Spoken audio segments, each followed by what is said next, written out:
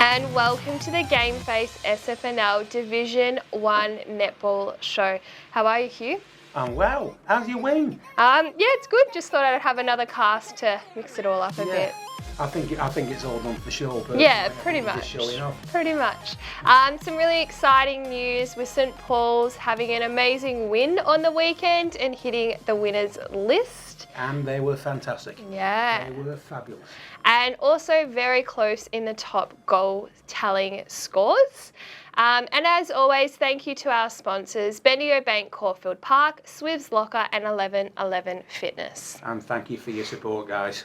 So we're going to go straight into it with our round recap. So first off, we have Dingley 70 defeated Cheltenham 27. So a really, really big win here for Dingley.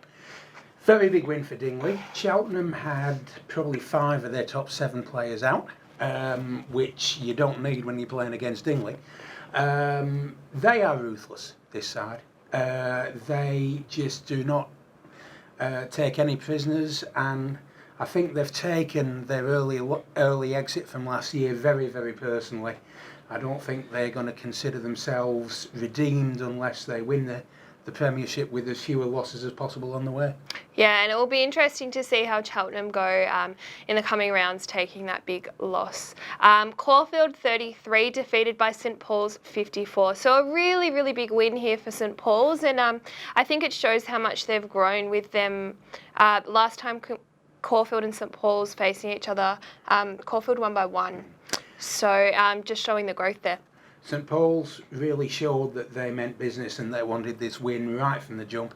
Caulfield scored first, but St Paul's put the next 5 goals on the board and really established their position. They weren't headed for the rest of the day. And they increased their lead at every change, won every quarter, and I tell you what, it was very entertaining watching St Paul's coach Nellie Clark on the side of the court in the last quarter. I think she had about 7 heart attacks, but her girls came through for her, and in the end won running away. So great performance by St Paul's there. Yeah, very deserving win. And our final game, Mordialloc 30 defeated by Oakley 43. So an interesting game here, something that was very tight, and I think it's just shown the difference between Oakley and Mordialloc. First quarter of this game was probably the best quarter of netball I've seen all season. Very, very competitive. 2 sides that really wanted the win. Again, Mordialloc struggled to put their best side on the court. That's taking nothing away from Oakley. Yeah. Magnificent display from their 2 at the back, Ella Battish and Kirsten Daly. Rebounded absolutely everything. Never gave Mordialloc a second bite of the cherry if they missed the first shot. And that was really where the tail of the game lay. The Oakley back 2 a bit too good, and Gabby Dwyer as goal shooter also too good for Mordialloc's defence. Yeah, and it will be interesting to see how that affected the ladder. So well done there. And looking at the ladder now, we can see Dingley still on top with 36 points, yet to lose a game. Heatherton on 28, Oakley District 24, and Mordialloc still holding on that 4th position on 16 points, with Cheltenham behind them again on 16 points. So a bit of a percentage battle there, but I think we can rule out Caulfield and St Paul's for finals now. But yeah, it'll be interesting to see how the top 5 play out. I think we can. I think we can also say Oakley District is very, very close to safe. Yeah. They've got now an 8-point break plus percentage on the 5th spot. Yeah. And yes, it's going to take one heck of a collapse for Oakley to miss finals now. So you would think the one spot available is 4th, and it's going to be a match race between Mordialloc and Cheltenham. Yeah, very interesting to see there. And Hugh, now to your favourite segment. And look, under the bus, but unfortunately we've had the bus in at the mechanics this week. We've not been on the road at all. So, look, if you have anything to tell us about anyone doing any sort of crazy thing, please inbox the GameFace Facebook group, and we will put it to air next week, as long as it is G-rated or PG at the worst. Yeah. And that throws us to this week's topic that we looked at. Well, actually, it was last week's. And it was talking about the Sunday Grand Finals and whether we were for that or not. And some really interesting comments came from it. And it was interesting to see 98 people said that Saturday, we should stick to Saturday for our Grand Finals, with only 5 people saying Sunday. So really interesting there. And it was interesting to see some of their comments. And it was amazing to have all the comments there for us to look at and read, and some really interesting conversations coming up with Kerry saying that Sunday's family day and it's all about being with family, so why are we playing netball? And some other people also saying, there was an interesting one saying we have grand finals on Sunday, we have to take Monday off work for being sick, maybe from partying a little bit too hard. Probably injured. Yeah, injured, I don't know. So Ebony George, very funny comment there, and it got some good reactions.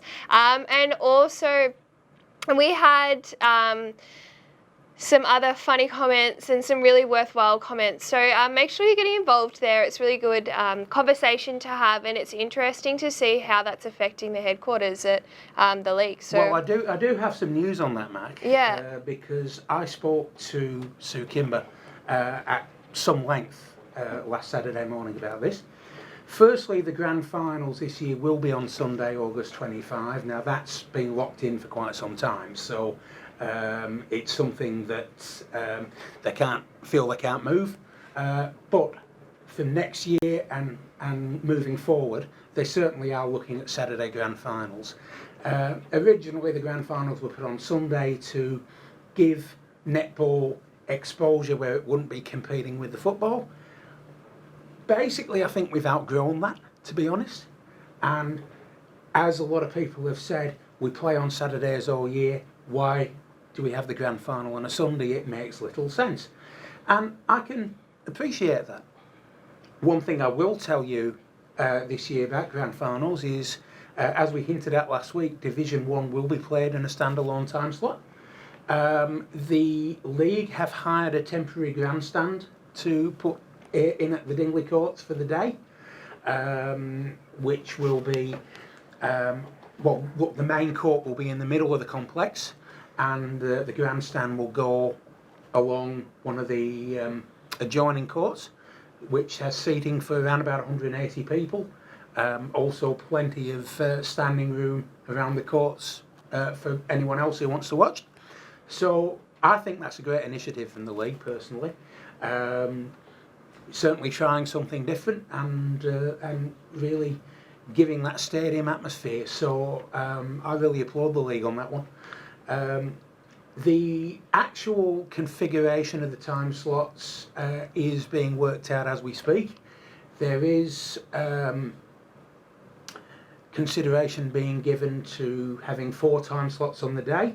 That is 3 matches in each of the first 3 time slots, and Division 1 as a standalone.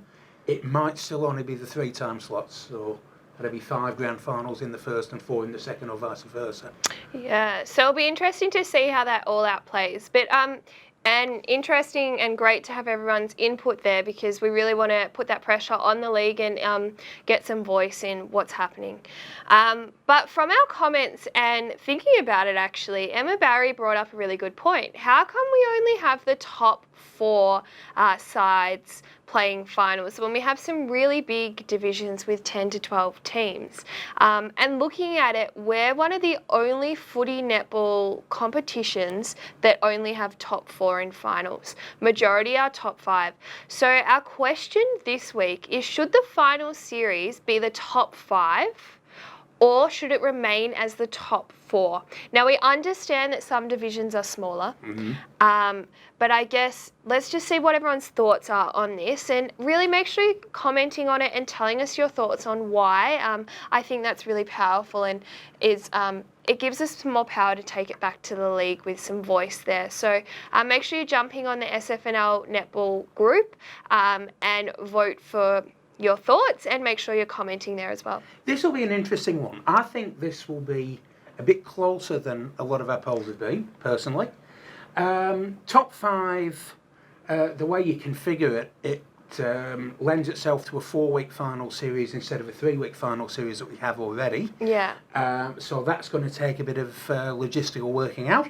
Not that that's beyond the capacity of the league, of course. But again, be very interesting to see what you think out there. And if, there is an overwhelming preference, then certainly the league can listen to that and they can do a bit of thinking about how they're going to make it happen. Yeah, I guess also then the question is, do we have an extra round, like an extra normal round, or do we add the top 5 to finals? Like, which one would be better? But I guess what's your thoughts on that? And we'll be unpacking that in next week's show. But some really exciting news for this week's round.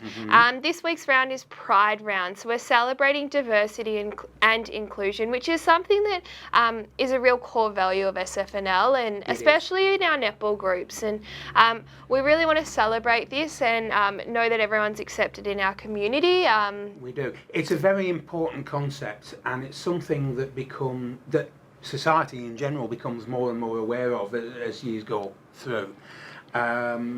Obviously, inclusion is a vital thing. We are all equal, and we should be celebrated as such. Yeah, and so jumping in from that, looking at this week's games, so we have Heatherton v Cheltenham.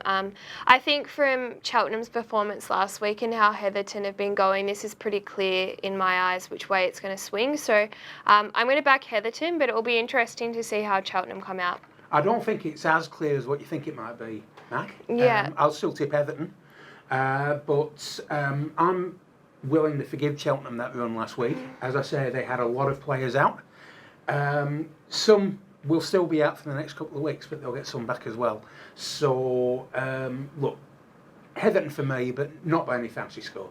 Yeah, and our next game is Oakley v Dingley, and interesting here to see that first v third on the ladder, but I'm going to be backing Dingley. I think they're just in fine form at the moment, and they really are unstoppable. Well, I'm going to go against you here. I'm going to tip the upset in this game. I think Oakley District might win this one. Okay. Oakley running into some great form. Dingley unbeaten. It's very difficult to keep that level of intensity right throughout the whole season. There will be a bit of a downer. Whether that downer contributes to a defeat is another point entirely. But I just think Oakley are ready. The performance I saw against Mordialloc last week was a very, very good one. If they bring that intensity to the Dingley match,